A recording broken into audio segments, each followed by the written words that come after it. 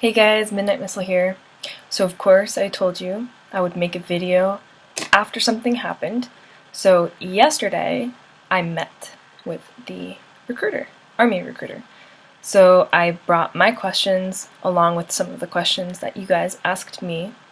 So I'm making this video for the purpose of offering you the preparation that I did before I left and just to tell you how my experience was. And I'll tell you up front, it wasn't what I had anticipated. It was very different than what I was expecting it to be. He was really laid back, really relaxed, almost too relaxed. It was almost as though he was too comfortable being a recruiter. But nevertheless, I'm going to tell you how it went. So, like any interview, in case he doesn't have diarrhea of the mouth like this guy did, come with questions. I mean, I had a lot of questions, and it was like every 10 or 15 minutes that I could ask a question because he was so busy rambling on about his experience and how he joined at 18 and the day he realized how lucky he is to be an American and the day he realized why he really joined and all this stuff. He had been deployed. He didn't tell me his MOS, and I didn't ask him because he was talking so much. So, and it was more important to me that I get my questions answered as opposed to asking him too many personal questions. And he was telling me a lot about himself and his life already that I didn't deem it necessary to ask him too much about his life. So, I did my research before I went, and I asked a lot of my friends, hey, like, what are some good jobs? What are some questions I should ask? So I honestly had a lot of questions, and I wanted to be as prepared as possible. So what I did my research, wrote down all the jobs that I was interested in, along with the required ASVAB score. And he saw me flipping through my pages. I brought this little legal pad with me. He knew I came prepared, and that was good, which might be why he was so laid back and chill. But I was there for almost 2 hours, to which most of the time he was just talking. So I'll tell you right now, there are different types of recruiters, which I didn't really know. I was under the impression that all of them are essentially the same in that they're all going to be a little pushy and all try to sway you to sign a contract. I had the opposite experience. This guy was just talking to me like he knew me forever, which was nice, but I think a little push would have been appreciated just because even though I know this is something that I want, I feel he needed to sell me a little bit more. But anyway, that was that. So I asked him about current available jobs, which for the area of interest being medical, it seemed that there were more jobs, significant number of jobs available on the enlisted side as opposed to the officer side, to which there was only one current available officer position on the medical side.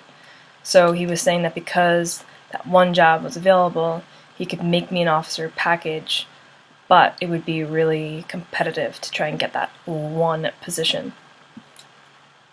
But he was saying for the medical jobs on the enlisted side, there were so many open that I could leave by March.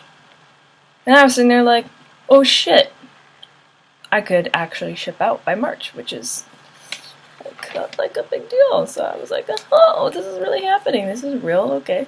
So I had to sit there and like take a breath and swallow that, and I was like, shit, I could actually have this. This could actually really happen. So I think with like even in the civilian sector, if let's say you go to school to become a teacher, you're qualified to be a teacher.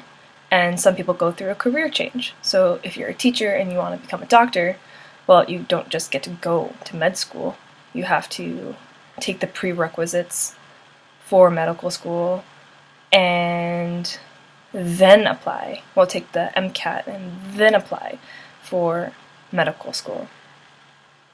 So, similarly, in the military, even if you have a degree in, let's say, arts, and you want to become a mechanic, you might not be able to become an officer because you would essentially have to start at the bottom and work your way up to enter that profession and build. So that's sort of how it is for me. If I want to take that medical route, I would have to go on the enlisted side and work my way up, which makes more sense because if I started at the bottom, I would already be in, and I would be gaining the respect of higher-ups who are officers. And it's more likely and would be more convenient to have and find somebody to write me a letter of recommendation to become an officer later down the road, which he said I would be able to do. So that was that. So he explained to me that if I did go enlisted medical, I would have to do 5 years active. I couldn't do the minimum, which is like 2, which you might be able to do for a different MOS, but it all depends on under what subset you're doing, whether it's mechanic or tech, or general, which would be, administration, other MOSs like that. So he was saying I could go in as an E4 because I have a degree, and if they tell you that and you have a degree, make sure you see that in writing. Don't let them just say it, don't let it be word of mouth. And then he said after 2 years I could become an E5, and then 8 months later I could become a sergeant. So well under those 5 years, I could hit sergeant and excel from there. Which doesn't sound too bad, but from what I'm hearing from a lot of my buddies is that it really sucks to go enlisted. So right now I'm just weighing my options. He's not the only one I'm going to meet with, and if you're not satisfied, find a different recruiter. Sometimes you need a recruiter that's more fitted for your personality, and that might not be so easy to find. So I'll run through some of the questions here that I asked, that he allowed me to ask. So I was a little disappointed that there was only one medical officer position open, so there wasn't anything for me to choose from, and he sold it to me like, it is going to be really competitive if you try to do this. And I didn't ask about any other field, it was just medical. So this probably won't pertain to most of you, or it will to some of you. So I asked him the differences between enlisted and officer. He went off on some tangent, but he basically said that if you're enlisted, you're at you're a lower rank, and if you're officer, you're at a higher rank with more experience, and that makes sense. We all know that already. I asked for airborne school in the contract if it would be possible. Now, he seemed to go fishing on this one a little bit, because there's only one school that offers airborne school, which I believe is at Fort Benning.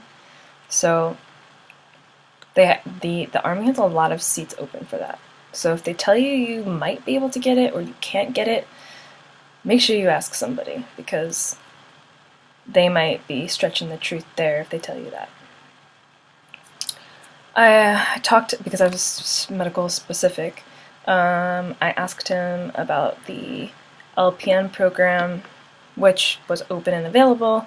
All depends on your ASVAB score. Your ASVAB needs to be well up there to get into that program, and that's also your 68 series, 68 Charlie, I believe, is the LPN. You can become an LPN. And he was also saying that if you are successful and hardworking, your leadership can fast-track you to get what you want, which is good. Keep that in mind.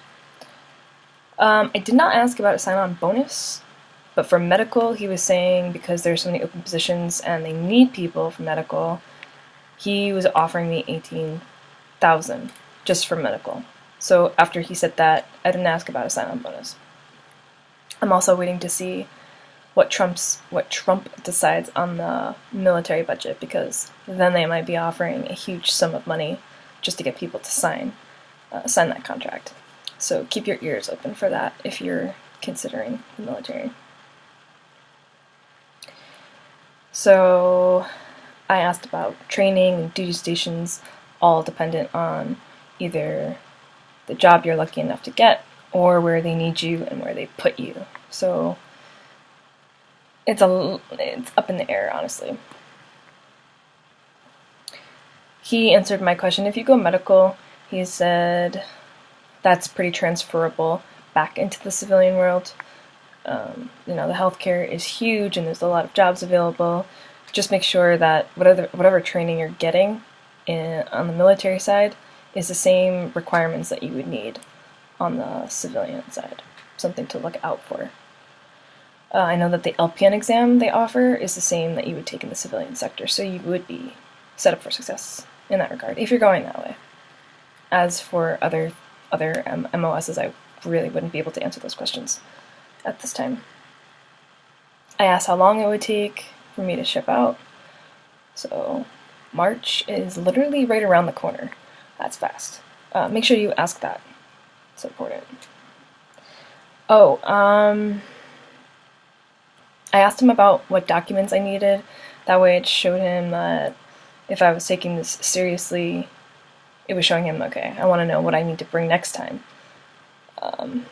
I needed, so basically, United States passport, your certificate, your birth certificate, your, let's see what else he wrote here.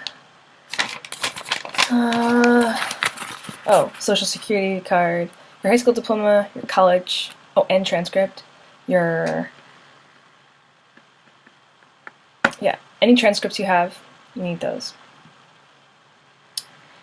If you had surgery for anything, you're going to need pre, post, and during reports of those surgeries. So if you call your doctor and get those reports beforehand, if you know that you're ride or die hard set on a particular branch, you can go prepared with all of the stuff that you need. Interesting too, if you're adopted, you have to bring your birth certificate from the other country, and if you have a sibling who was adopted, you need to bring their birth certificate too, to prove that they're a citizen. Their American birth certificate, saying that they're a United States citizen. I'm really glad I asked, because I wouldn't have known. So, yours plus your siblings.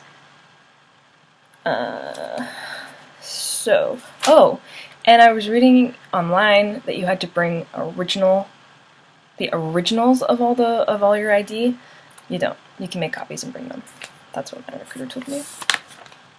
Okay, back to my questions.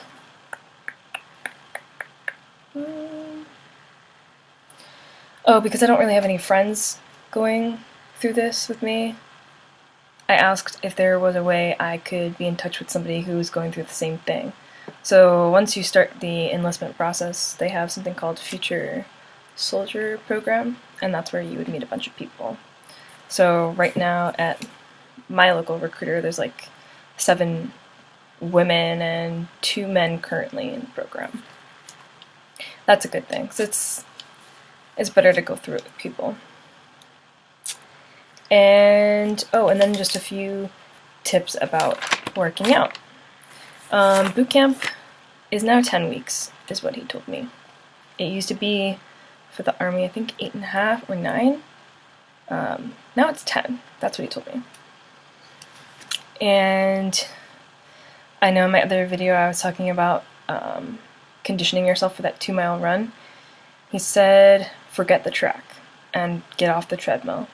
Instead, go on the bike. Do the 2 miles on the bike, because you're putting less stress on your knees and your body as a whole, and you're still working on endurance. And he was explaining to me that if you work out on the bike instead, when you go to do the run, you feel like you're flying. So that was a really good tip. And Oh, the bike or the elliptical. Either one will suffice. And, oh, another thing I learned was that apparently you can take a 3-hour ASVAB in your own home. I haven't never heard of that before. But you can take it at home. You have to finish the exam within 24 hours. So he was saying if you have to go to the bathroom, you can pause the test and go. So you can take as long as you want to take the test, as long as it's completed within 24 hours. I have never heard of that version of the test.